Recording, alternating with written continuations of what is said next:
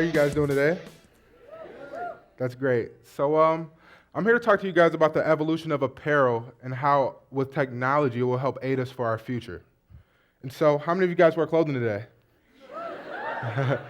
Yeah, pretty much all of you guys. And it usually starts with, dressing for the weather. Then from there, you want to go to your personal style, then also the setting. And this has kind of been the same thing for over thousands and thousands of years. And so, I would like to start by the beginning of clothing. So clothing pretty much was started to protect us from the elements, and we used vegetation and also animal skins to protect us. This will later lead to the invention of textiles, and we learned how to make cloth, and then the production of cloth allowed us to create clothing. And so pictured is a Tarkanian dress shirt from the Egyptians' first dynasty period, and it dates back to 2800 BC. Next was footwear, and just like apparel, it started very similar. We started with animal skins and also vegetation, and we began to look at cowhide because it was durable and also sustainable. So we went from there to developing lacing systems to make this cowhide stay on our feet, and also it looked kind of cool. The invention of the thong sandal came at about 4000 BC by the Egyptians, and this is really common to our modern day flip-flop. We began decorating and adding embellishments to footwear, and this was basically the origin of style.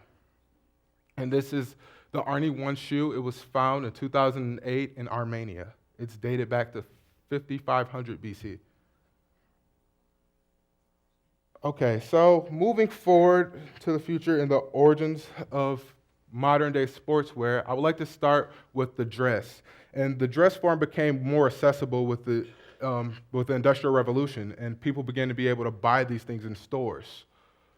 Development in modern sports and also the era allowed women to have more rights and things of this nature, and they began participating in sports just as men did. So tennis was one of the 4 sports that they participated in. And this is a picture of a tennis tournament and where they wore full-length dress and hats while performing, which is crazy. And we saw a lot of improvements going into the 20th century as they shortened the skirt. They even removed the hats and they actually removed the sleeves. Okay, so American sports. With the development of American sports, like football, basketball, and baseball, also with the Industrial Revolution, we kind of seen things kind of take a change. The majority of uniforms made at that time were constructed of canvas because it was lightweight and also durable. From there, we started looking at rubber. Rubber became a substance that we learned how to harness and we could use for things. So footwear basically rubber became essential for almost all footwear at the time. We began to see rapid advances in manufacturing methods, and this kind of sped up everything. They like to call this the second industrial revolution or the technology revolution. And this is a picture of a football player around the late 1800s. So going into the golden era, or what I consider to be the golden era of sportswear, was in the 1970s. We started to see products or athletic things be incorporated into our daily lives, like athletic shoes. These shoes were made for running, and we just started wearing them casually. This was kind of unheard of at the time. We began to develop more sustainable materials instead of the traditional leather. We started to look into mesh. We started to look into suedes. We started to look into things that were more sustainable.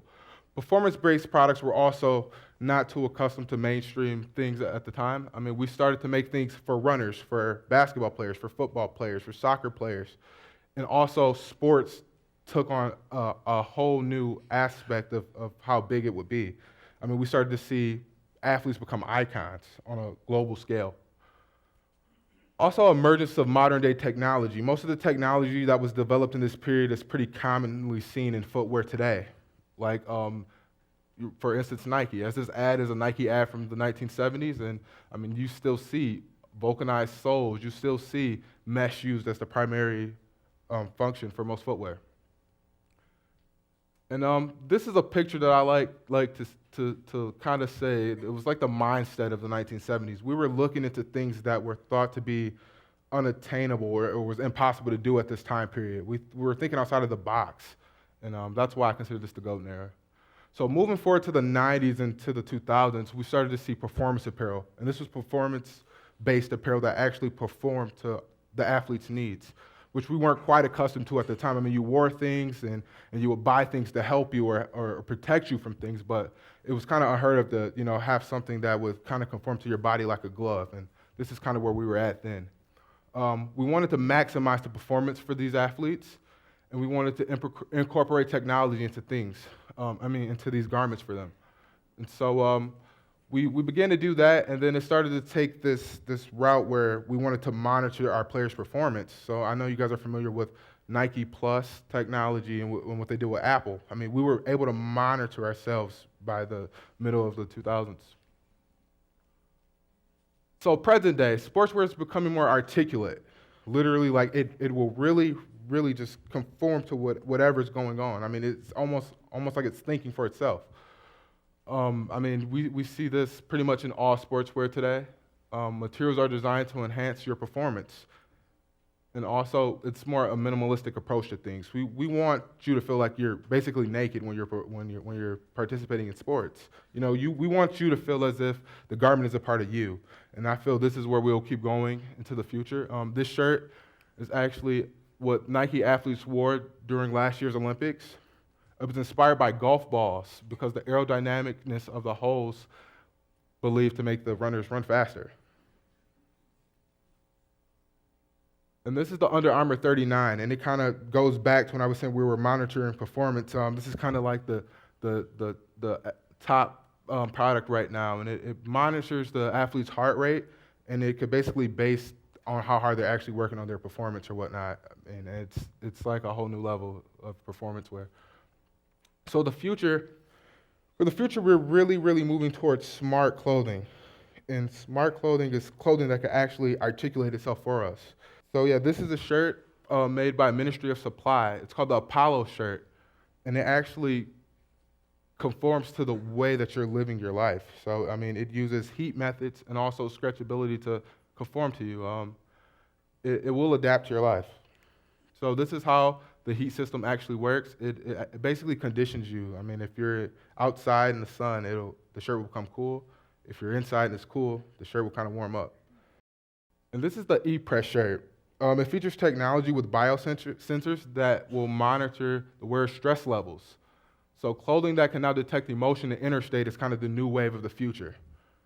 Wearable technology that will become used for medical therapy. If you're really stressed out all the time, or if we wanted to detect things, or say if you wanted to know if someone might maybe suffer from diseases or things of this sort, this technology is starting to rapidly pick up.